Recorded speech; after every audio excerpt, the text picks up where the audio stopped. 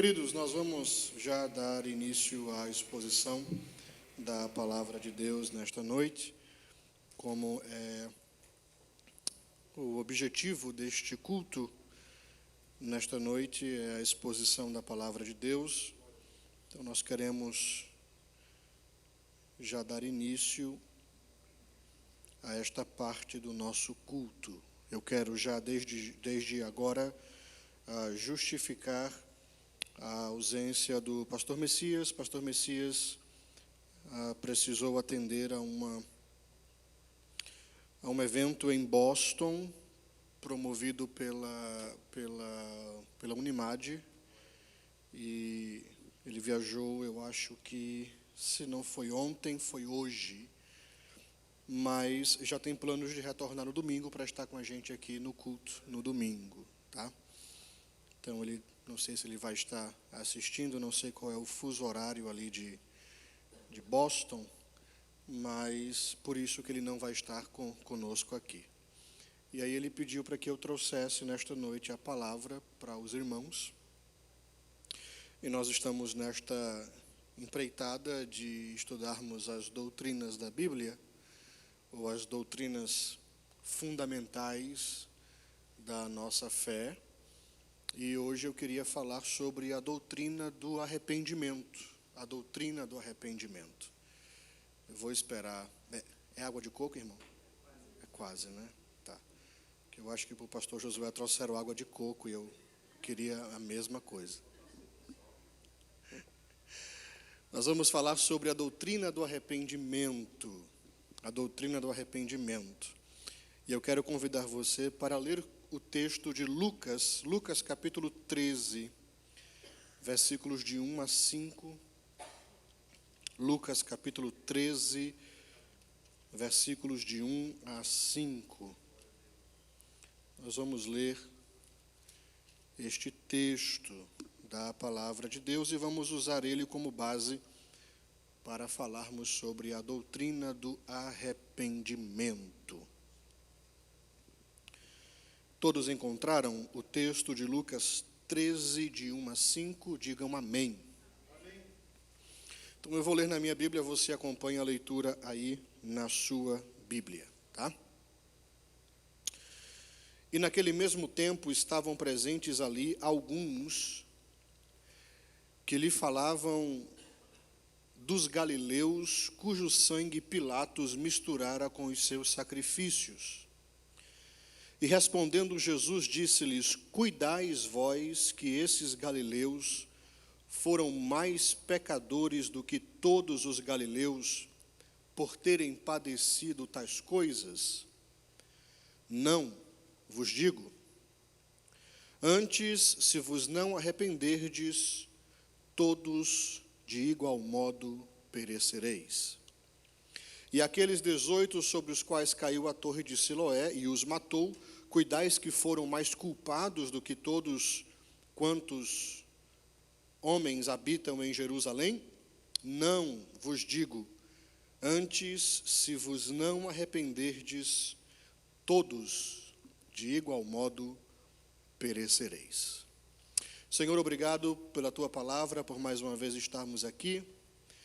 Nós pedimos a iluminação do teu Espírito Santo sobre a tua palavra, sobre o nosso entendimento, para que venhamos a compreender o texto sagrado. Dá-nos, Senhor, a interpretação fiel da tua palavra e que nesta noite nós venhamos a absorver o conhecimento dos teus oráculos. Esta é a nossa oração, no nome de Jesus, e todos dizem amém.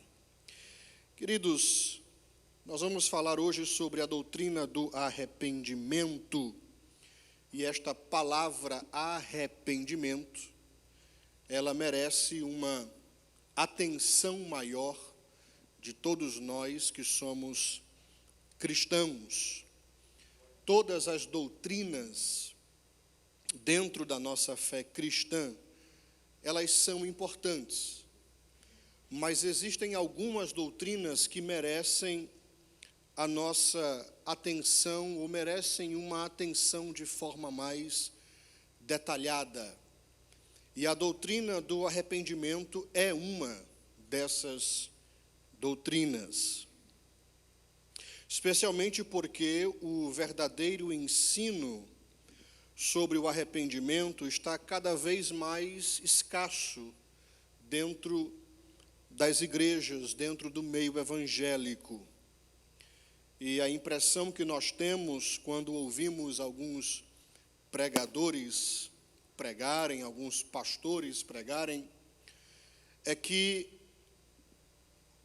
esta geração está trocando a mensagem do arrependimento pela falsa mensagem de que o homem, ele é o ponto fraco de Deus.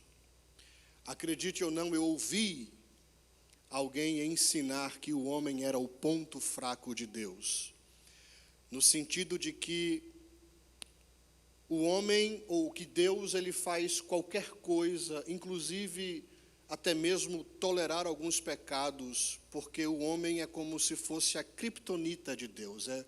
Deus ama tanto o homem que ele está disposto a bajular o homem, ou a fazer, como a gente diz, quando a gente cria os nossos filhos, a mimar o homem. Então, os pregadores têm apresentado o homem como ponto fraco de Deus, dado essa supervalorização ao homem. Não é que o homem não seja importante, o homem é importante.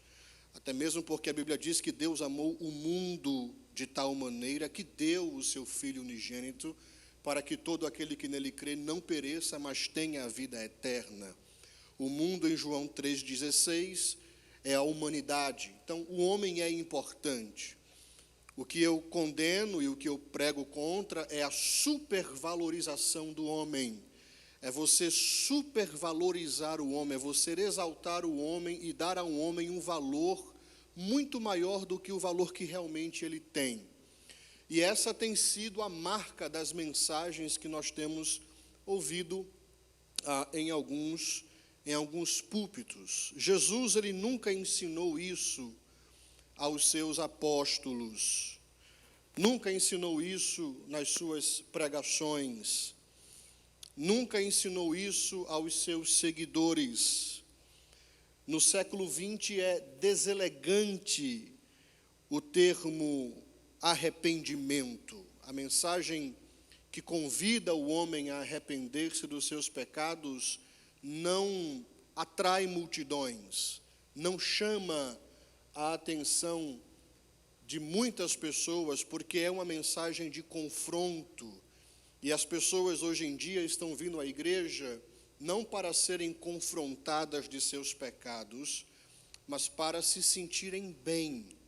Esta é uma outra característica do evangelho que nós temos ouvido ser anunciado por aí. É o evangelho que faz com que as pessoas venham à igreja para se sentir bem, ou seja, as pessoas estão cansadas da vida, do dia a dia, e elas vêm à igreja porque elas querem ouvir uma mensagem que as faça se sentir bem.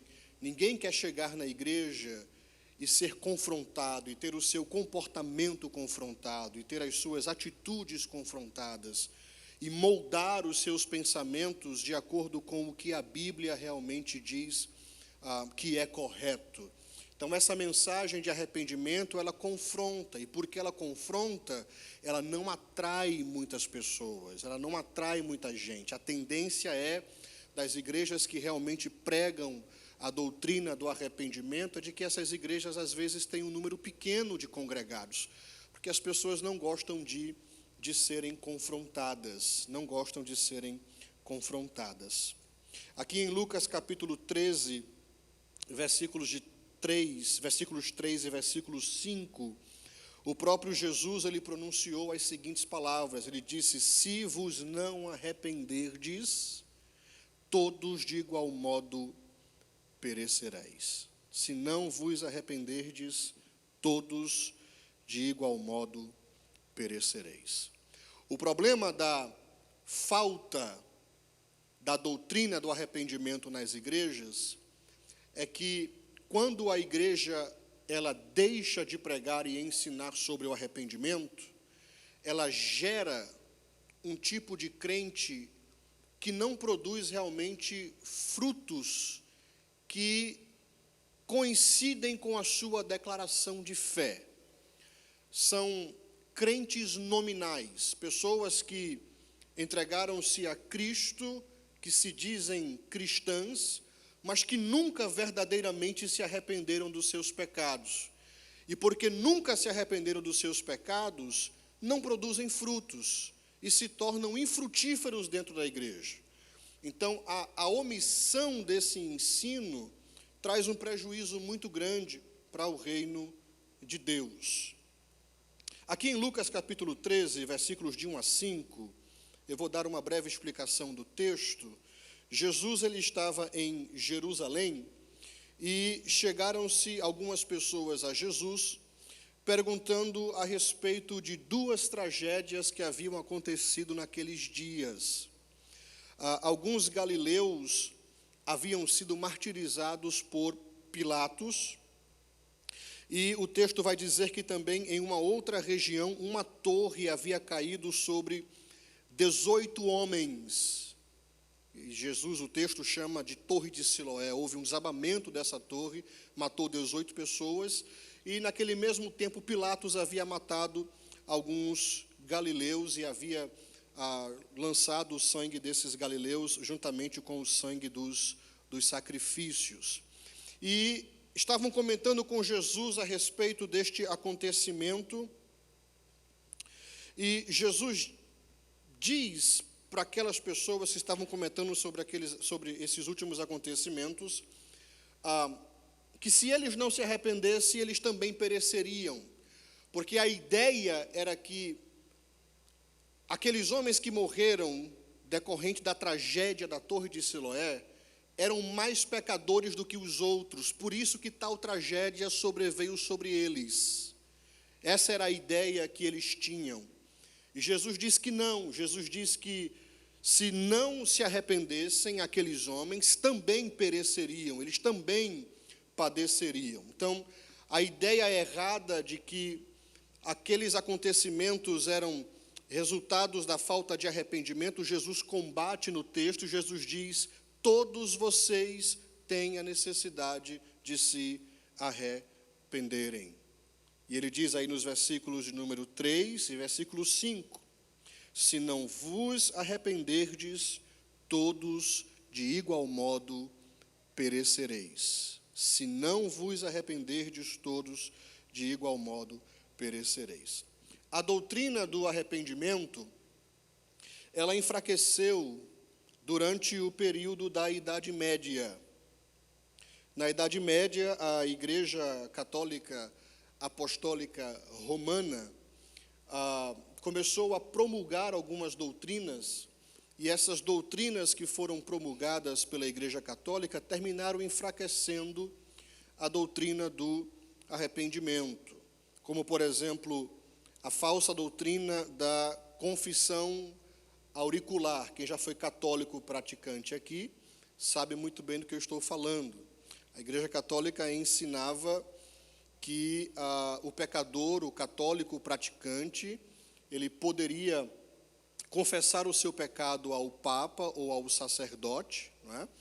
Ao monge, e o monge ele determinava que para poder pagar, obrigado querido, eu estou preparado, que para poder pagar pelo pecado do católico praticante, ele teria que rezar algumas Ave-Marias ou alguns Pai Nossos, fazer alguns sacrifícios, e se ele fizesse aquilo, então os seus pecados seriam perdoados, não é?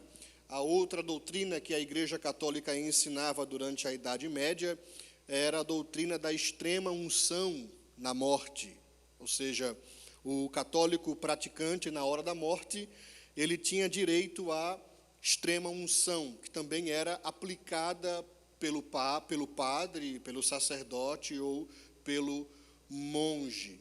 Então, quando era aplicada a extrema unção sobre o católico praticante, ele tinha a possibilidade de ser transportado para o purgatório depois da sua morte, e ali no purgatório ele pagaria pelos seus pecados durante um período de tempo, mas, depois daquele período de tempo, ele sairia do purgatório e ele iria para o reino dos céus. A outra doutrina que a Igreja Católica ensinava na Idade Média era a doutrina da venda das indulgências. O Papa, no século XVI, ele queria construir a Catedral de São Pedro. E para construir a Catedral de São Pedro, ele precisava de dinheiro. Então, ele teve uma brilhante ideia. Qual foi a ideia do Papa? Vou vender o perdão de Deus. Então, ele preparou um papelzinho que ele escrevia o perdão, colocava o nome da pessoa em branco e distribuiu esse papel para que os padres pudessem vender. Eram as famosas indulgências, e os padres vendiam isso. Então, se você quisesse se arrepender dos seus pecados, você comprava aquela indulgência. Inclusive, poderia ser vendida até mesmo por aqueles que já haviam morrido, né? E a história diz que quando o padre ele ouvia o som da moeda tinindo na caixinha da oferta da compra das indulgências, ele também dizia que ele escutava o barulho da alma da pessoa saindo do purgatório e entrando no reino dos céus.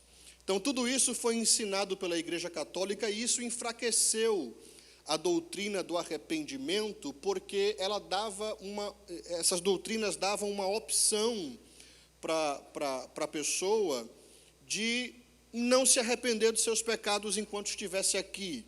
Havia ainda uma possibilidade de arrependimento após a morte. Ele poderia ainda, mesmo pecando durante toda a sua vida, se ele morresse no pecado, ele poderia ainda pagar pelos seus pecados após a morte. Então, a doutrina do arrependimento sofreu esse enfraquecimento durante a Idade Média.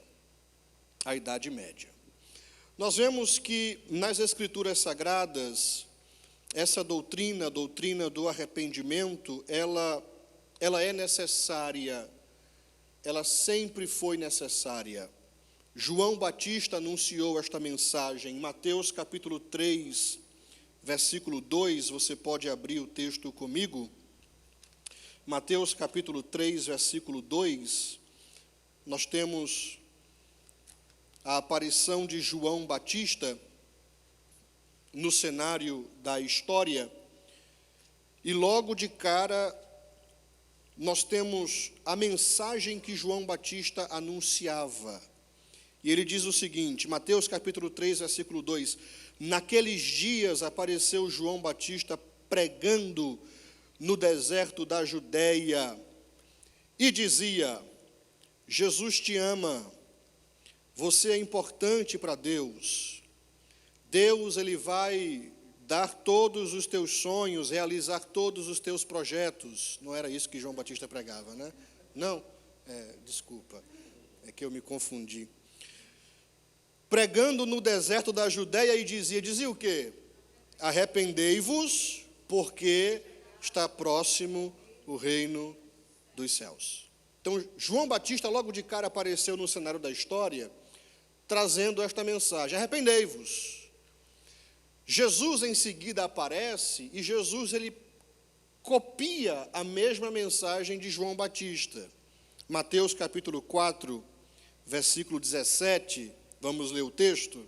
Mateus 4, 17, diz o seguinte, daí por diante, passou Jesus a pregar e a dizer, me aceitem, façam o favor de me aceitar, eu os amo, eu imploro que vocês creiam em mim. É isso que Jesus pregava? Não, o texto diz, daí por diante passou Jesus a pregar e a dizer, arrependei-vos, porque está próximo o reino dos céus.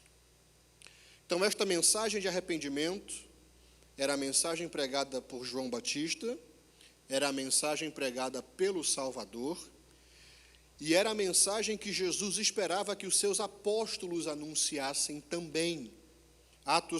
Lucas capítulo 24, vamos ler o texto? Lucas capítulo 24, versículos de 44 a 47. Esta mensagem do arrependimento, ela foi anunciada por João Batista, foi anunciada por Jesus, e Jesus esperava que os seus apóstolos também pregassem a mesma mensagem. Lucas 24, versículos 44 a 47. Diz o texto: a seguir, Jesus lhes disse: são estas as palavras que eu vos falei, estando ainda convosco. Importava que se cumprisse tudo o que de mim está escrito na lei de Moisés, nos profetas e nos salmos. Então lhes abriu o entendimento para compreenderem as Escrituras. E lhes disse: assim está escrito que o Cristo havia de padecer e ressuscitar dentre os mortos no terceiro dia. E aí diz: e que em seu nome fizesse o quê?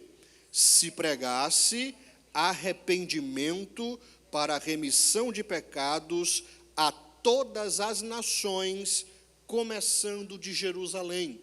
Então, Jesus diz para aqueles discípulos no caminho de Emaús, explicando os eventos que haviam acontecido concernentes à sua morte, à sua ressurreição, ele diz que a mensagem do arrependimento fazia parte deste plano.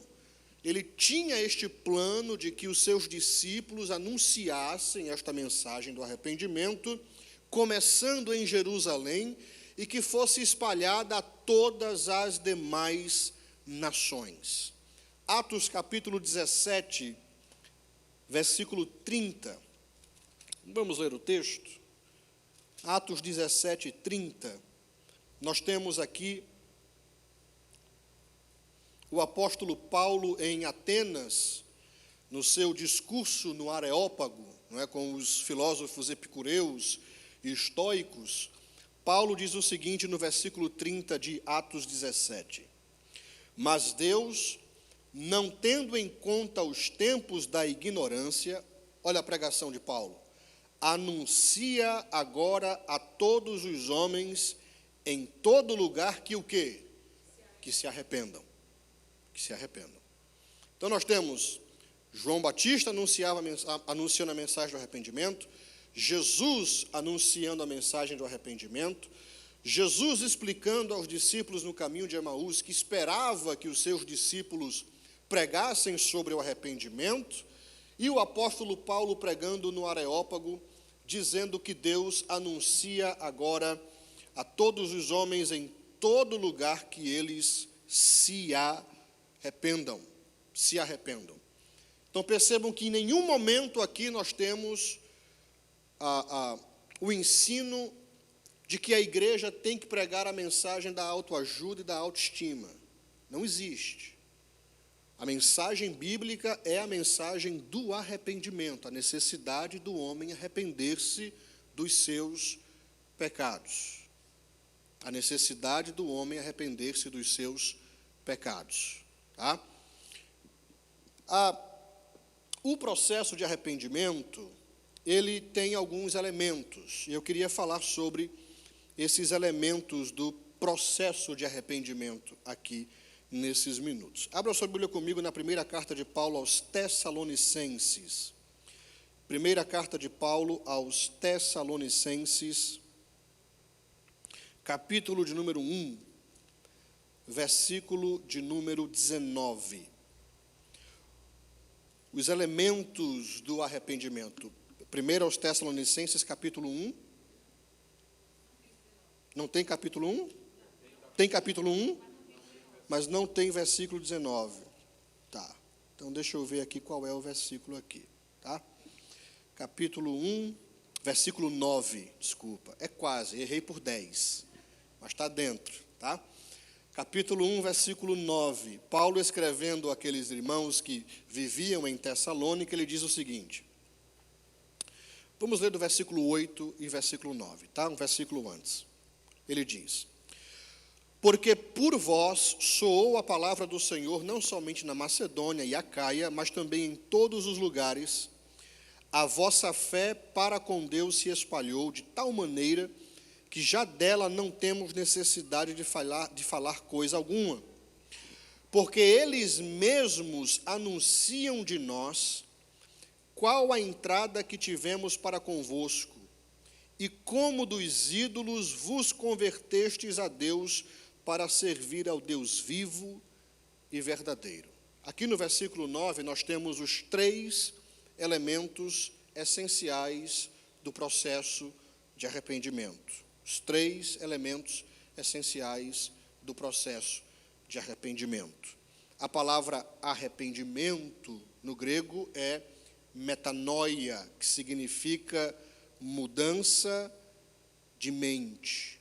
Mudança de mente. Mas no Novo Testamento, todas as vezes que a palavra metanoia ela é usada para se referir a uma mudança de propósito, e especificamente ao abandono do pecado. Todas as vezes no Novo Testamento, ou na Bíblia Sagrada, quando nós nos deparamos com a palavra metanoia, arrependimento, o contexto é sempre uma mudança de propósito e, por fim, um abandono da prática do pecado.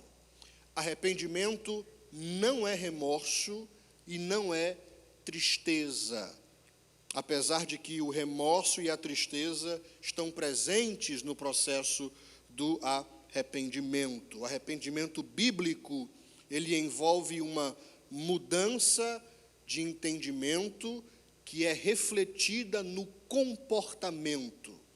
O arrependimento bíblico é algo que começa no interior e contagia ou é refletido no exterior. Nós precisamos nos lembrar da orientação bíblica, quando ela diz o seguinte: pelos seus frutos os conhecereis. Não é isso que diz o texto? Não é? Pelos seus frutos os conhecereis. Então, o arrependimento começa aqui, no entendimento, no coração, é um processo interno, mas ele não fica apenas internamente dentro de nós. Quando o arrependimento bíblico acontece, essa mudança de mente ela termina refletindo-se no nosso exterior e no nosso comportamento. Então, aqui em 1 Tessalonicenses capítulo 1, versículo 9, Paulo, ele menciona os 3 elementos do processo de arrependimento. Primeiro, ele diz que aqueles irmãos haviam deixado os ídolos, é o que diz aí no versículo 9, não é isso? Lá na parte B do versículo 9. E como dos ídolos, ou como vocês deixaram os ídolos, ou deixando os ídolos. Então, o primeiro elemento do arrependimento é o abandono do erro.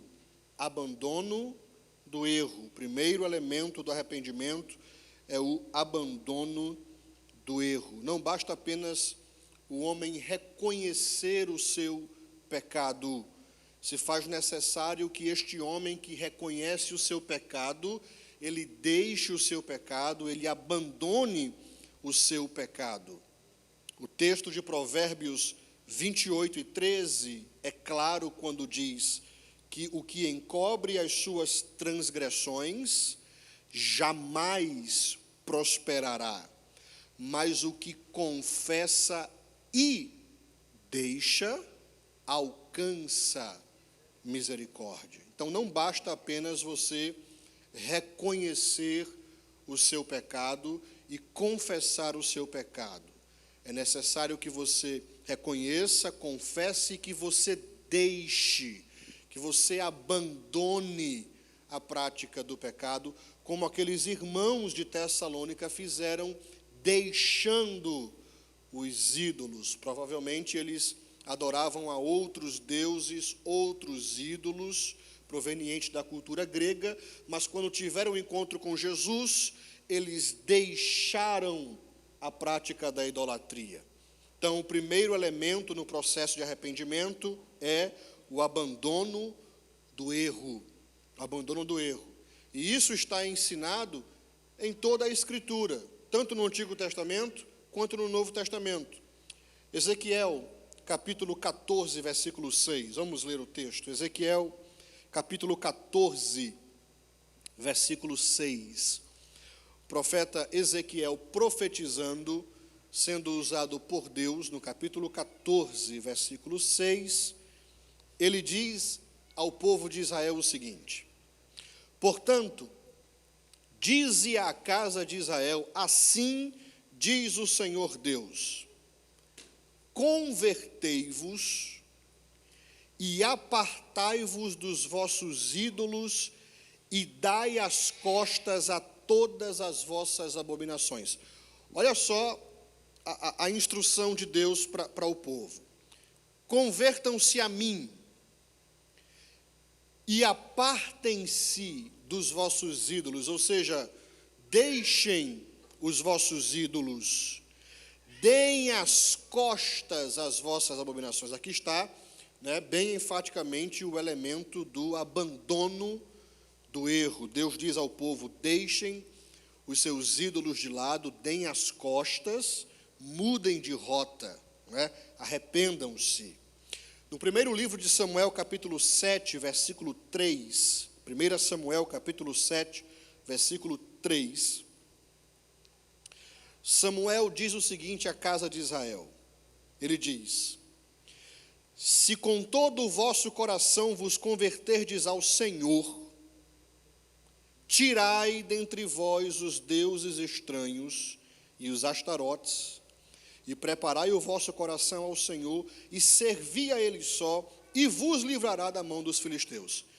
Então Samuel diz ao povo, Deus através de Samuel dizendo ao povo: olha, se vocês realmente se converterem ao Senhor de todo o seu coração, vocês querem realmente mostrar que vocês são convertidos ao Senhor, é o que o texto está dizendo, então demonstrem esta conversão, tirando dentre vós os deuses estranhos e os astarotes. Abandono do erro, abandono da prática pecaminosa. Josué capítulo 24, versículo 14. Josué 24, 14. Josué diante do povo diz o seguinte: agora, pois, temei ao Senhor e servi-o com sinceridade e com verdade.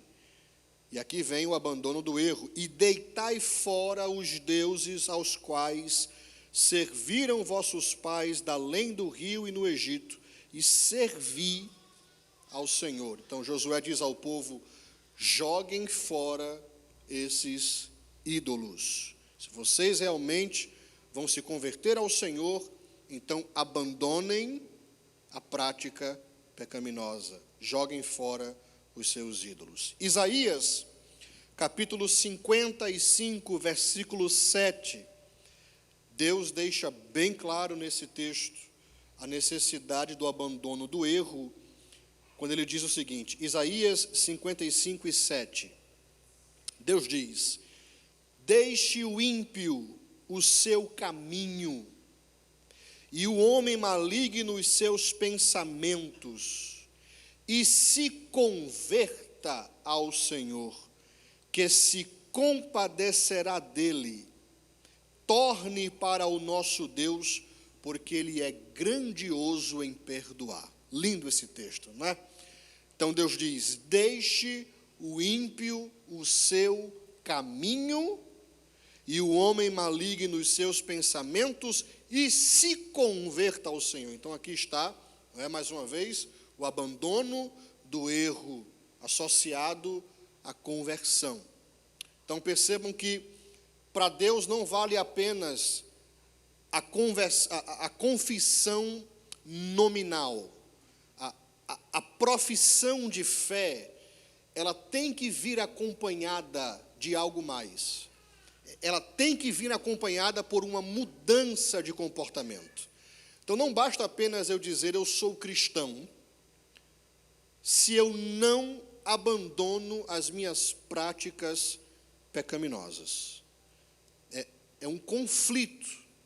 A gente chama em inglês de oxymoron, né?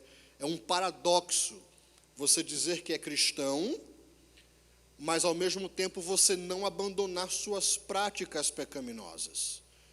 Você não se arrepender, não deixar os seus ídolos como diz o texto que nós lemos, não dar as costas às práticas pecaminosas que praticava antes de você conhecer a Cristo.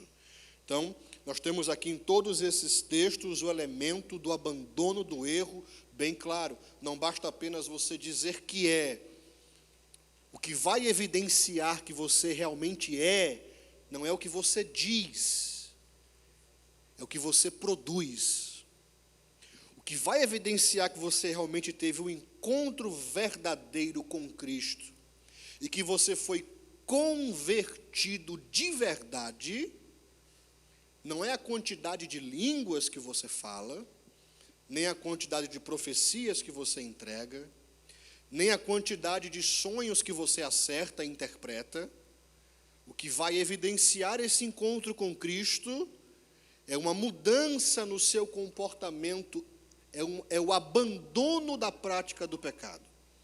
Como eu falei aqui algumas semanas atrás, o crente nunca vai deixar de pecar, jamais deixaremos de pecar. Enquanto estivermos aqui neste corpo, nós estaremos sempre na presença do pecado. O pecado sempre vai ser uma verdade em nossas vidas. Mas o pecado na vida do crente, como eu disse, é um acidente de percurso.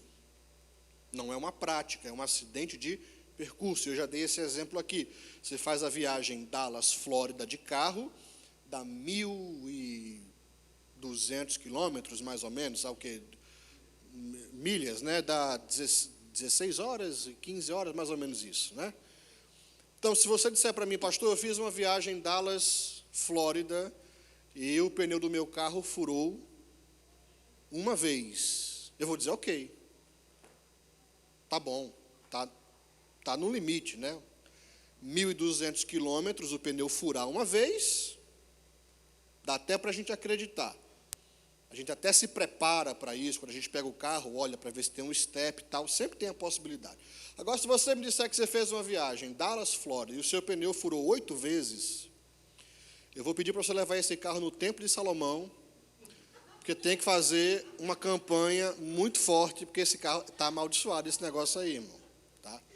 Então, uma vez a gente aceita, 8 vezes já não é mais um acidente de percurso.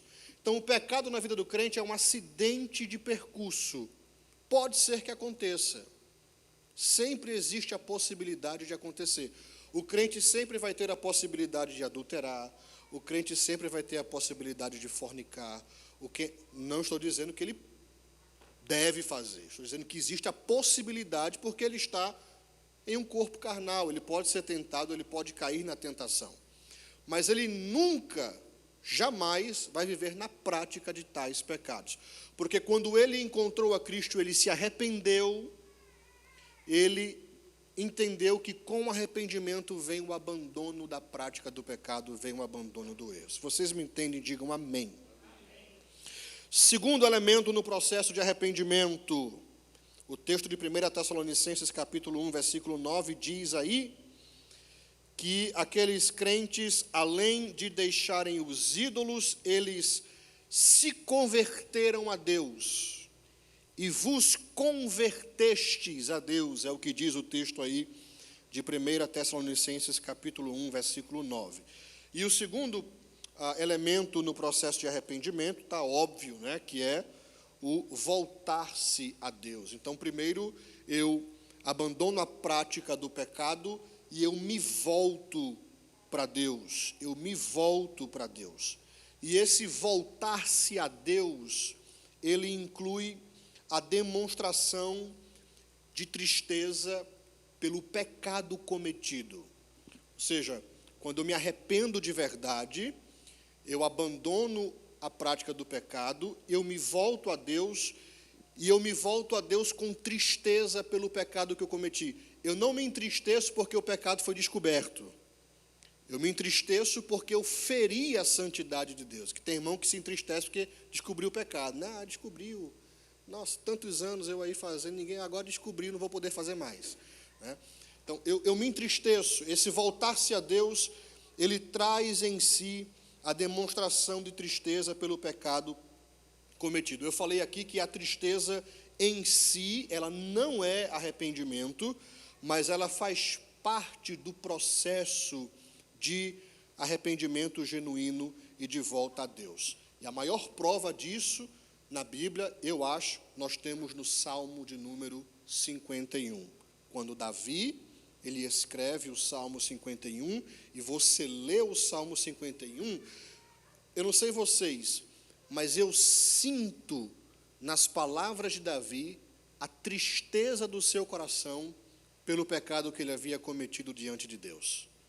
Quando eu leio o Salmo 51, eu vejo um Davi triste por haver pecado. Depois que ele foi confrontado por Natã, não é? ele escreve o Salmo 51, e ali, quando eu leio o Salmo 51, eu vejo a tristeza do coração de Davi. A tristeza do coração de Davi. Eu não vejo Davi justificando o seu ato diante de Deus. Ah, Senhor, eu pequei, mas o Senhor sabe, né? Quem mandou também o Senhor permitir que Batseba estivesse nua tomando banho? Por que foi não tomou banho de roupa? Não é? Quem mandou o Senhor permitir que a janela estivesse aberta? O Senhor não poderia ter mandado um vento e ter fechado a janela para não olhar? Não é? Ele não faz isso. Ele é confrontado por Natã, por Deus, e no Salmo 51 ele deixa claro que ele estava triste, ele estava contristado, ele estava verdadeiramente arrependido diante de Deus, e ali eu posso sentir a tristeza do coração de Davi, porque o voltar-se a Deus traz também consigo a presença da tristeza pelo pecado cometido. No Antigo Testamento, quando o povo queria demonstrar a tristeza do seu pecado, eles tinham o costume de rasgar as suas vestes. Eu não vou fazer aqui porque eu sou muito forte, mas eles rasgavam. Imagina o Superman, né? Quando ele vai, o Clark Kent, isso aí, Quando ele vai se transformar no Superman, que para mim é a maior balela de todas, porque a única coisa que faz com que as pessoas não identifiquem que ele é o Superman é o óculos, né? É o óculos. A cara é a mesma, mas o óculos, ele tira o óculos, aí é Superman. Com o óculos, ninguém consegue identificar quem ele é. Então, quando ele vai se transformar, ele rasga a roupa. O povo no Antigo Testamento fazia isso. Eles se vestiam de panos de saco e eles se rasgavam as roupas, colocavam cinza sobre a cabeça, não é? Às vezes se deitava na cinza por vários dias, em sinal de que eles estavam tristes pelo pecado que eles haviam cometido contra Deus e de que eles estavam arrependidos. Aí Deus, ele levanta os profetas e ele diz o seguinte para o povo, Joel, capítulo de número 2, versículo de número 13. Eu acho que é capítulo 2. Deus diz o seguinte: rasgai o vosso coração e não as vossas vestes. O povo rasgava as vestes como sinal de arrependimento. Deus está dizendo, não, rasgar as vestes é muito fácil. Eu quero é que vocês rasguem o coração. Entristeçam-se. Demonstrem que realmente vocês estão tristes pelo pecado que vocês cometeram. Rasguem o vosso coração e não as vossas vestes. E convertei-vos ao Senhor vosso Deus, porque Ele é misericordioso e compassivo e tardio em graça e grande em benignidade e se arrepende do mal. Vamos ler o texto de Tiago. Tiago, capítulo 4. O melhor livro da Bíblia é o livro de Tiago. Tiago, capítulo 4, versículos de 6 a 9.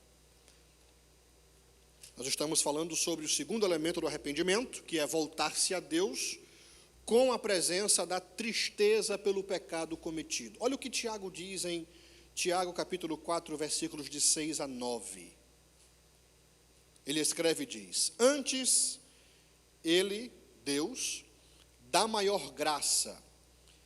Pelo que diz, Deus resiste aos soberbos, mas dá graça aos humildes. Sujeitai-vos, portanto, a Deus, mas resisti ao diabo, e ele, fugirá de vós. Olha o versículo 8. Chegai-vos a Deus, e ele se chegará a vós outros. Purificai as mãos, pecadores, e vós que sois de ânimo dobre, limpai o coração. afligi-vos, lamentai e chorai. Converta-se o vosso riso em pranto e a vossa alegria em tristeza. Humilhai-vos na presença do Senhor e Ele vos exaltará. É este o convite da Bíblia para o pecador. Venha, mas venha chorando, venha triste, venha contristado, sentindo o peso do seu pecado. Voltar-se a Deus com a presença da tristeza pelo pecado cometido. Quando você vê alguém se arrependendo dos seus pecados, mas sorrindo, dando gargalhada, como se nada tivesse acontecido, o crente, quando ele peca, ele sente que pecou. Ele sente o peso do pecado, ele sabe que ele pisou na bola.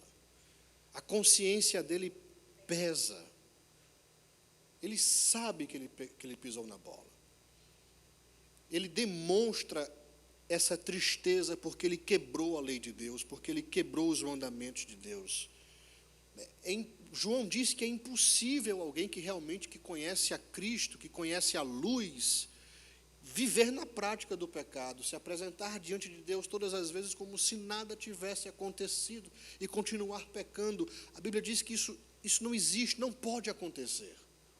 Então, quando o crente peca, ele sente a tristeza do seu pecado. Último texto para nós lermos neste ponto. Segunda carta de Paulo aos Coríntios, capítulo 7, versículos 8, 9 e 10. Paulo havia escrito uma carta para a igreja de Corinto. A igreja de Corinto era uma igreja muito problemática, né? Tinha vários problemas na igreja. Paulo escreveu pelo menos 4 cartas à igreja de Corinto. Dessas 4 cartas, nós só temos 2 que foram canonizadas. As outras 2 se perderam. Nós não temos essas outras 2 cartas.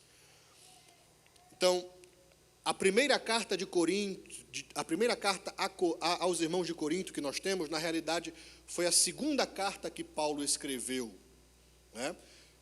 Houve uma carta que a igreja de Corinto escreveu para Paulo. Nós sabemos disso porque quando lemos 1 Coríntios, nós temos aquela parte quando Paulo diz: quanto às coisas que vocês me escreveram. Então, chegou uma carta da igreja de Corinto para Paulo. Nós também não temos esta carta. E a primeira carta de Coríntios, na realidade, é a segunda carta que Paulo escreve, respondendo aquelas perguntas. Como a igreja de Corinto era uma igreja muito complicada, e Paulo estava um pouco chateado com a conduta daquela igreja, para vocês terem uma ideia, no capítulo 5 de 1 Coríntios, Paulo vai falar do caso de um jovem que estava tendo relações sexuais com a sua madrasta. Então, ele e o pai compartilhavam a mesma mulher. E a igreja não havia tomado nenhuma atitude para disciplinar aquele jovem, né? E aí Paulo escreve aquele texto pesado, dizendo assim: eu quero que vocês entreguem o corpo dele a Satanás, para que a alma dele seja salva. Então, Paulo estava chateado com a igreja. E aí ele escreve essa carta aqui, que nós temos como sendo a segunda carta de Corinto, ou a igreja de Corinto. Paulo escreve uma carta severa, uma carta dura. E aqui nessa segunda carta, ele menciona esta carta que ele escreveu no capítulo 7, versículos 8, 9 e 10. Ele diz o seguinte, porquanto, ainda que vos tenha contristado com a minha carta, ou seja, 2 Coríntios capítulo 7, versículo 8. Portanto, ainda que vocês tenham ficado tristes com o conteúdo da carta que eu escrevi para vocês, é o que Paulo está dizendo aqui, não me arrependo, embora já me tivesse arrependido por ver que aquela carta vos contristou. Paulo está dizendo assim: eu sei que a carta que eu escrevi para vocês foi pesada, e eu sei que deixou vocês tristes, mas eu não me arrependo, mas ao mesmo tempo eu me arrependo, porque eu sei que deixou vocês tristes, e eu não queria que vocês ficassem tristes. Aí ele diz, ainda que por pouco tempo, versículo 9, agora folgo, não porque fostes contristados, ou seja, Paulo está dizendo, eu me alegro não porque vocês ficaram tristes, mas porque vocês foram contristados para o arrependimento. Vocês ficaram tristes para o arrependimento, para que vocês pudessem se arrepender. Olha o que diz aí. Pois fostes contristados segundo Deus. Paulo está dizendo que a tristeza daquela igreja, a tristeza que eles sentiram, foi uma tristeza que Deus colocou no coração deles. De maneira que por nós não padecestes dano em coisa alguma. Aí Paulo diz no versículo 10. Porque a tristeza segundo Deus opera o arrependimento para a salvação, da qual ninguém se arrepende, mas a tristeza do mundo opera a morte. Paulo fala sobre a tristeza segundo Deus, que opera o arrependimento. Por que foi que aquela igreja arrependeu-se de suas práticas pecaminosas? Porque Paulo havia confrontado a prática pecaminosa da igreja na sua carta, e o confronto de Paulo às práticas pecaminosas da igreja gerou no coração deles tristeza, e a tristeza levou eles para o caminho do arrependimento. É a tristeza, segundo Deus, que opera em nós o arrependimento. Se Paulo nunca tivesse confrontado a prática pecaminosa da igreja, eles se entristeceriam? Não. Se eles não se entristecessem, eles se arrependeriam? Não. Então aí está a importância da igreja anunciar a mensagem do arrependimento, e a mensagem que confronta, não que conforta, mas que confronta. Se não há o confrontamento da prática do pecado na igreja, não há tristeza no coração de quem a escuta. Se não há tristeza no coração de quem a escuta, não há arrependimento genuíno. É o que Paulo está dizendo aqui. A tristeza, segundo Deus, que opera o arrependimento. Então, quando eu participo de uma igreja, onde a mensagem da igreja é só isso aqui, ó. Você vai conseguir. Seus sonhos serão realizados. Você é mais do que vencedor. Levante sua cabeça, porque você nasceu para ser cabeça e não cauda. Onde a planta do seu pé pisar, é seu. Tome posse. Tire as sandálias dos seus pés e coloque no carro que você quiser, porque Deus vai te dar. Você é genial. Você tem potencial. Você vai conseguir. É só uma dificuldadezinha, mas você vai galgar os seus sonhos. Há confronto? Não há confronto. Se não há confronto, não há tristeza. Se não há tristeza, não há arrependimento. Então, quando eu venho para uma igreja onde a mensagem é uma mensagem de confronto, que confronta a minha prática pecaminosa, quando o pastor pega o microfone e diz, você que mente, você cuidado que você vai para o inferno. Assusta. Como assim? Ir para o inferno? Olha, você está com duas mulheres, você se arrependa, deixe uma, fique com uma só, a que você casou, tá? Não a segunda que você casou, né? Que hoje tem que pregar e tem que explicar ao mesmo tempo, né? Você não pode só dizer, né? Então, deixe a segunda, fique com a primeira, porque senão você vai para o inferno. A pessoa toma um choque. Nossa, eu vim para a igreja para me sentir bem, e aí o pastor vem e diz que tem a possibilidade de eu ir para o inferno. E isso fica na cabeça, gera tristeza no coração do pecador, e isso leva ele ao arrependimento. Às vezes ele pode até não gostar, porque a princípio gera um desconforto, mas é um processo que Deus utiliza para trazer a pessoa ao arrependimento.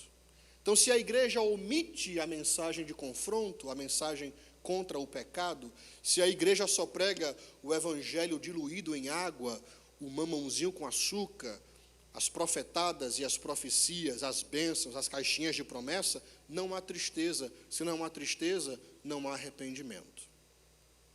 Tem pessoas que não fazem parte aqui da nossa igreja, porque elas vieram uma vez para a igreja e eu fui pregar. Tive a sorte de pregar naquele domingo. E a pessoa saiu, o pastor Messias falou, a pessoa saiu com medo, porque eu falei do inferno. Então ela saiu com medo. Eu prefiro que você saia daqui com medo. Entre no seu carro e fique roendo as unhas, dizendo assim, meu Deus do céu, tem a possibilidade de ir para o inferno. Se eu não mudar de vida, eu vou para o inferno. Eu preciso mudar de vida. Eu prefiro que você tenha esse sentimento. Que você vá dormir, que você tenha pesadelo. Que você sonhe com capeta. Pesadelo, acorde. Jesus do céu, o inferno é real. E você caia de joelho e se arrependa. Do que você sair daqui dizendo assim, nossa, foi tão boa a mensagem hoje. Maravilha. Uau, que potencial que eu tenho, né? Uau, que coisa, vai dar certo, vai.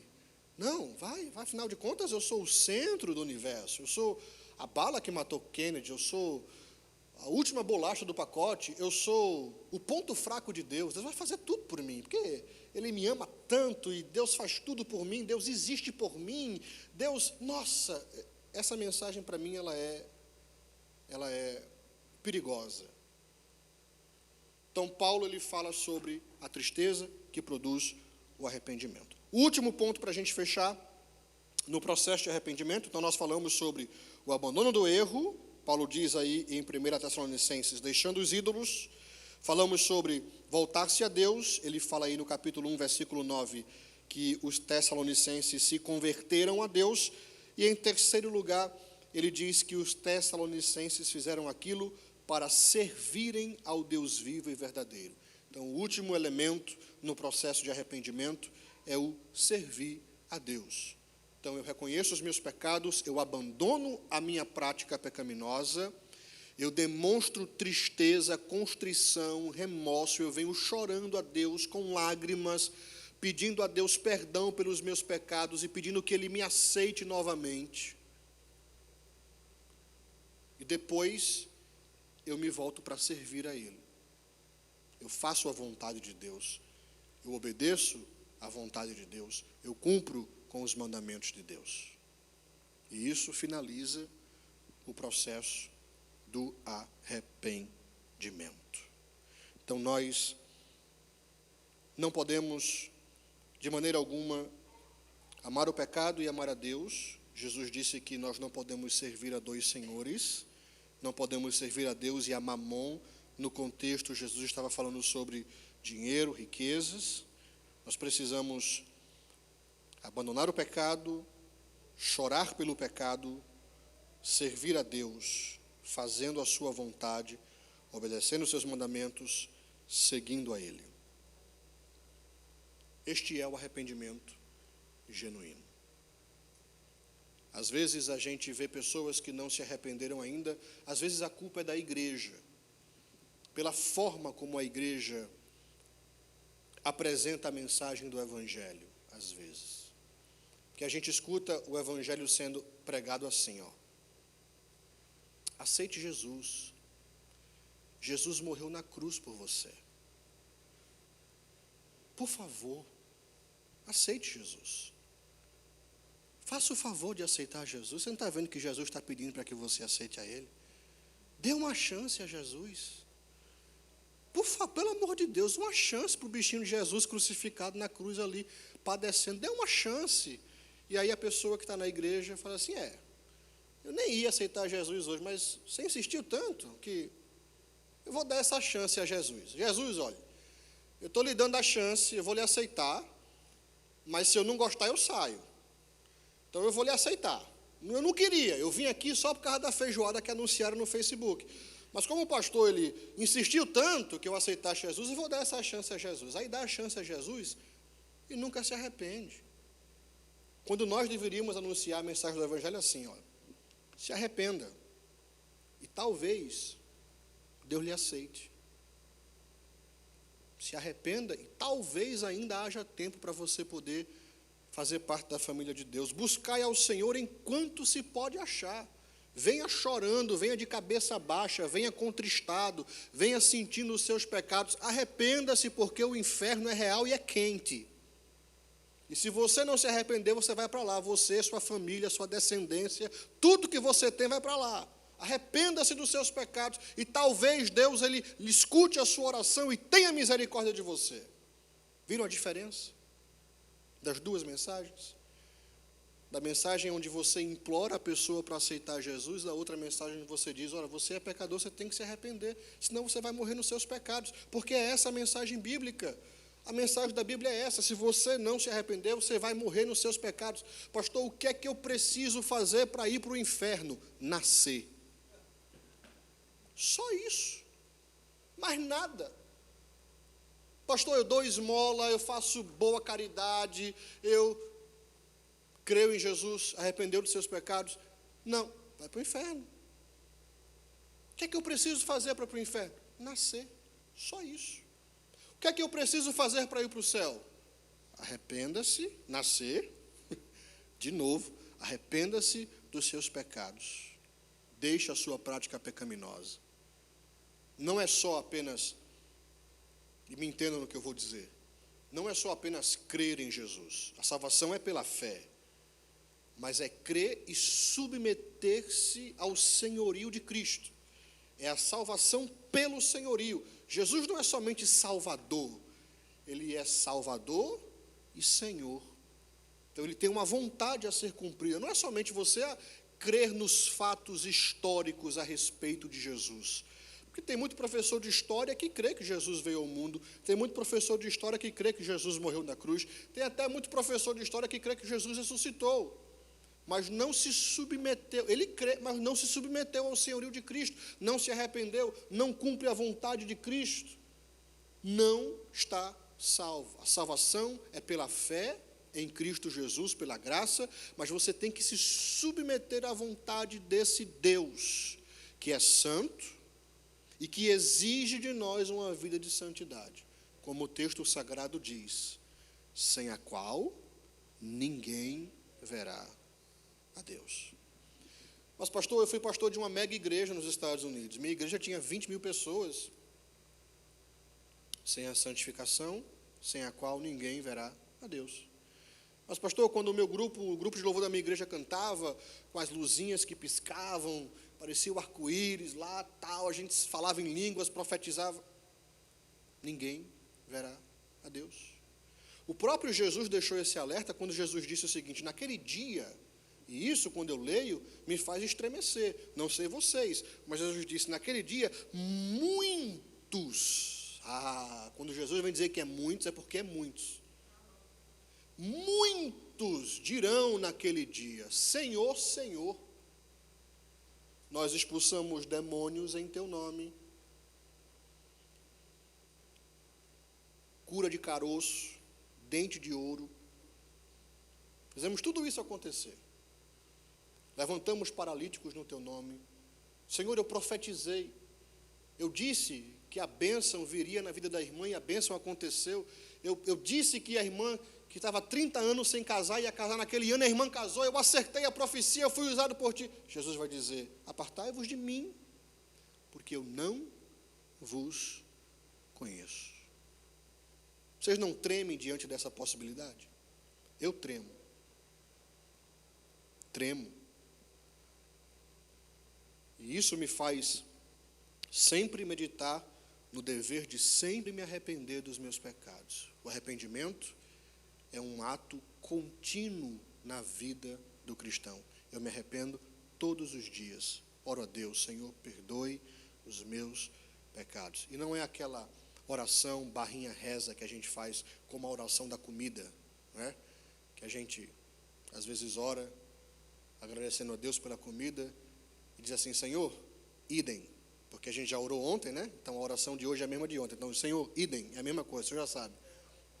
É a oração realmente todos os dias de arrependimento. Deus, perdoe os meus pecados, me ajude a não quebrar a sua lei, a fazer a sua vontade, a cumprir com os teus mandamentos, a seguir, Senhor, as tuas leis, a honrar o teu nome. Me ajuda, Senhor. Eu sou fraco, eu sou miserável, eu sou pobre, eu sou pecador. Eu não consigo fazer sentir, eu preciso da ajuda do teu Espírito Santo. Essa é a oração que nós precisamos fazer todos os dias, e tem que ser sincera. Então eu termino aqui com um texto na segunda carta de Paulo aos Coríntios. Segunda carta de Paulo aos Coríntios. Deixa eu ver se eu acho esse texto aqui. Segunda carta de Paulo aos Coríntios. Vou ter que procurar porque já não me lembro onde está. Segunda carta de Paulo aos Coríntios. Me veio à mente agora, mas não estou achando. Vou ter que ficar devendo isso aqui para vocês. Segunda carta de Paulo aos Coríntios, vamos ver se eu consigo lembrar. Capítulo 10. Não vou lembrar. Vou ter que passar para vocês depois.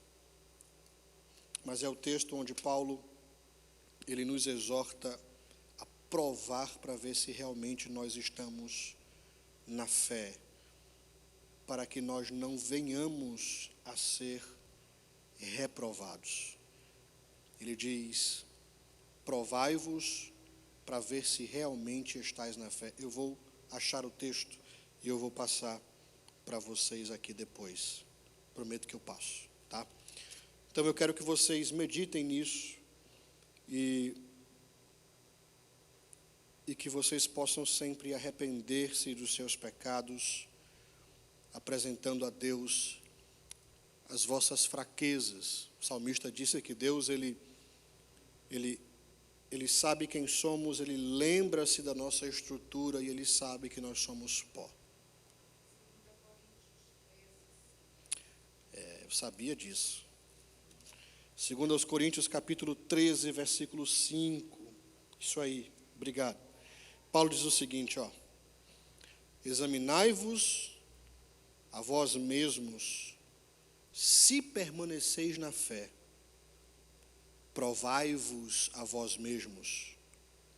Ou não sabeis quanto a vós mesmos que Jesus Cristo está em vós? Se não é que já estáis reprovados. Então, eu finalizo com isso aqui, essa bezetacil, né? Essa manga, para a gente chupar essa manga, não é? Então, Paulo diz: examinai-vos a vós mesmos se realmente estáis na fé. Provai-vos a vós mesmos, ou não reconheceis que Jesus Cristo está em vós, se não é que já estáis reprovados. Então, vamos tomar cuidado, tá? Vamos tomar cuidado. Lembre-se que Deus não tem filho predileto. Os filhos de Deus são aqueles que se arrependem dos seus pecados. Vamos orar? Senhor, obrigado pela tua palavra. Nós te louvamos e pedimos nesta noite, Senhor, que o teu Espírito Santo possa aplicar esta palavra em nossos corações, que nós venhamos a todos os dias nos arrepender de nossos pecados, abandonar as nossas práticas pecaminosas, aquilo que entristece o teu coração, que venhamos a produzir frutos dignos de arrependimento, que venhamos realmente, Senhor, a demonstrar em nossas atitudes, em nossas palavras, na forma como pensamos, como agimos, que realmente tivemos um encontro contigo. Senhor, que a nossa conversão não seja apenas da boca para fora, mas que seja um processo que realmente comece em nosso coração, no nosso interior. Converte-nos a Ti, Senhor. Nos faz nos submeter à Tua vontade, a cumprir o Teu querer. Em nome de Jesus, nunca permita, Senhor, que a nossa consciência ela fique cauterizada ao ponto de nós praticarmos o pecado e não nos entristecermos e não sentirmos absolutamente nada, Senhor, da tua parte. Não retire de nós o teu Espírito Santo, torna a dar-nos a alegria da tua salvação e nos sustenta, Senhor, até aquele grande dia. Em nome de Jesus, não permita que nós venhamos a nos enganar a nós mesmos, pensando que somos salvos, mas quando na realidade ainda não te encontramos. Converte-nos, mais uma vez, esta é a minha oração, eu te peço, em nome de Jesus, amém.